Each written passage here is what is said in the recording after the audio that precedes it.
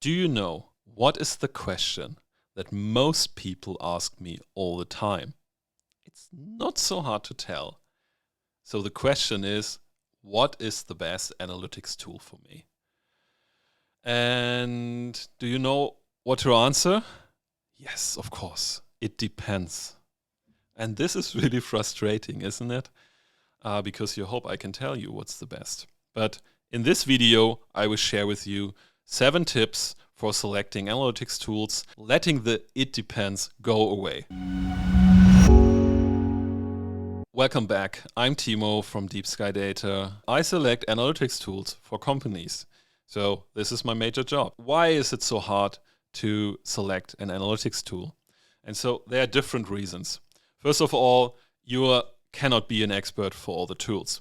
Only a few people work in multiple analytics tools, and to tell you the kind of differences and to really make an educated decision. I am one of these kind of people, and I can also tell you that I don't have an immediate idea what kind of tool I would select for this kind of specific use case that someone is just describing to me. So it takes definitely more effort to get to this. Another problem is we cannot look into the future. We can be good enough to know what we need right now. Sometimes it's super hard for us to tell what we maybe need in the next months. And maybe even if we look even beyond 2 years, of course, we don't know where the company is going and what kind of use cases we basically have to cover with an analytics tool. This makes it extremely hard. Another thing, this is often forgotten, is we don't really know how the adoption will work. An analytics tool is just a tool lying around. In the end, it makes it valuable when people pick it up and use it. This is a hard process. When people approach me and tell me their analytics setup is not working for them, usually adoption is not working for them. So we have to be good to plan out adoption. How can we still make better decisions about the right analytics tool? And so here are my 7 tips now. Number 1. Be honest about what is not working. I assume you already have some kind of analytics tool and you want to change it. What you have to do is you have to sit together and honestly write down why you want to make the switch. Get the right people, everyone who's working with the tool, everyone who's complaining about it, to just say what is not working and make a list. And this is brainstorming. Everything has to be on the table. It really helps a lot to do this as a group because you can also then discuss the different kind of points. You can really see, is this a minor thing? Is this something that just affects one person or does it affect more person? It's really important. Every point is valid.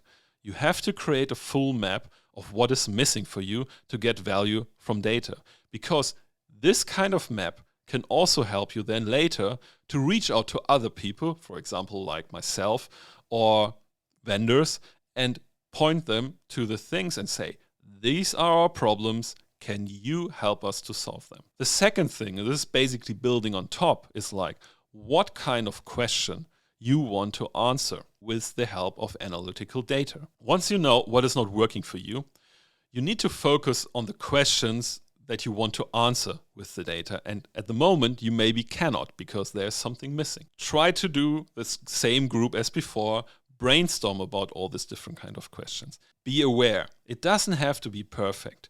We are not able to predict all the questions in the future. It should give you just an idea in which kind of direction you want to go. And I can assure you, you will have plenty of new questions once you get started with everything. But this is fine. This is a first step that okay, these are the different things where you want to use data to make maybe better decisions, quicker decisions, different decisions, whatever. Take the effort to write them down. Number 3, is there already any experience? And if not, what is the learning path? Try to figure out who in your company is already an expert in a specific kind of tool. I would not say that this is the major leading indicator for selecting a tool, but I can also tell you if you have 1 or 2 people who are already pretty good in working in a specific kind of tool, this is definitely a big benefit because these people can own the tool and can basically teach the others. If you're not confident that you have people with this kind of experience, then You really have to make sure that you plan now how the learning process will look like. And you already have to check new tools for that. So you have to check what kind of academy are they offering? What kind of documentation do they have? Do they do trainings? What kind of people you can find across this vendor who can also do training, maybe on-site trainings or team trainings or whatever. Plan the learning and the education already now. Because, as I said, adoption is the major reason why analytics tools are failing. So you have to plan out how you will work with adoption. Which brings us to number 4. Define your adoption process. In the end, you can do a lot of things with basically any kind of analytical tool. People have to understand how to do it. And so this brings us to an adoption process. Let's be honest. Most tools are not wrong, just not because they don't fit, but more because no one really had the time to properly learn them. I would definitely say you need to define one or better even 2 person who become the master of the analytic tool. And they design the learning paths for everyone else in the company. So they own the success of the analytic tool. They have to plan and sketch out the whole adoption process. In the end, they have to figure out how they will plan the training, who should get the planning. So especially if you are a large organization, they have to come up with train the trainers concept. So like, okay, because they cannot train 2,000 people. So, but then they basically have to find people who then will train the others. They have to write the playbooks for that. They have to create all the material around that. So they have to make the adoption of the tool a success. And this includes a lot of things, not just training, maybe office hours they have to introduce to help people. So in the end, their success is like the adoption of the tool. Number 5, prepare an exit strategy. What? We already want to exit one? We're just selecting an analytics tool. But yeah, here you are, you want to select a one, and maybe you already have one. Most likely you will have one. The problem is we can't look into the future. There can be scenarios where a tool finally doesn't really work out for you.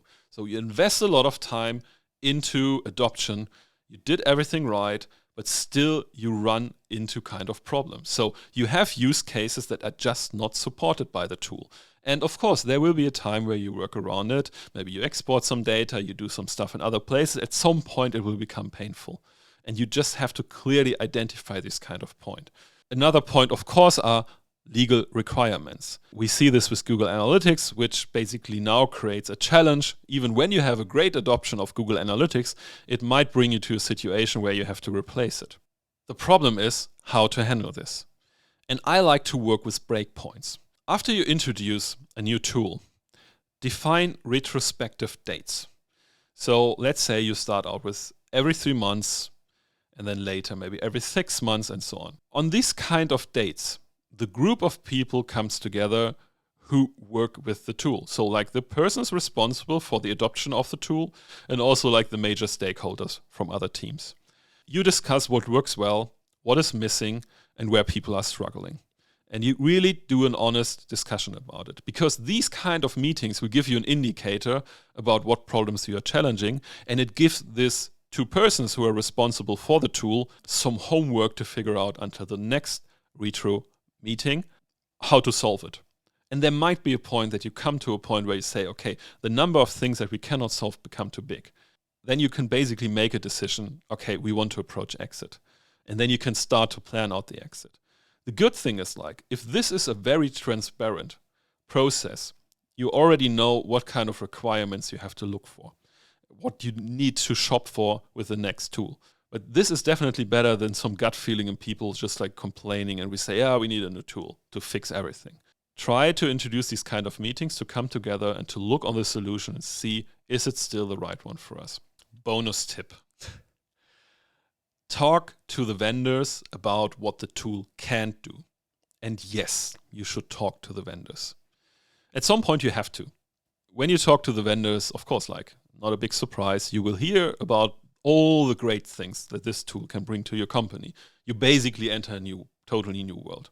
Therefore, all the work that you have already spent, like figuring out where you're struggling right now, figuring out what kind of questions you want to answer, what kind of use cases you have in mind. This definitely helps to lead the vendors to give you feedback on that.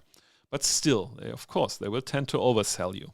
What I like to ask the vendors is like, I want them to explain to me where are the limitations of their tool. What does it well, where it basically stops and you basically have to look for something else. And really good vendors, or really good, let's say, sales architects, solution architects, so whoever you are talking with, really good ones can point this out pretty precisely. They can basically map out, okay, for these kind of use cases, our tool works really well, but if you want to go beyond here, you have to find something else, or you have to extend it. Check how honest they tell you about this. Because there is no perfect tool on this planet. There is no tool that will handle all your use cases. Every solution that you will buy will come with limitations. And for me, when I select a new tool, I want to know the limitations. And I even create a list before I buy with all the limitations.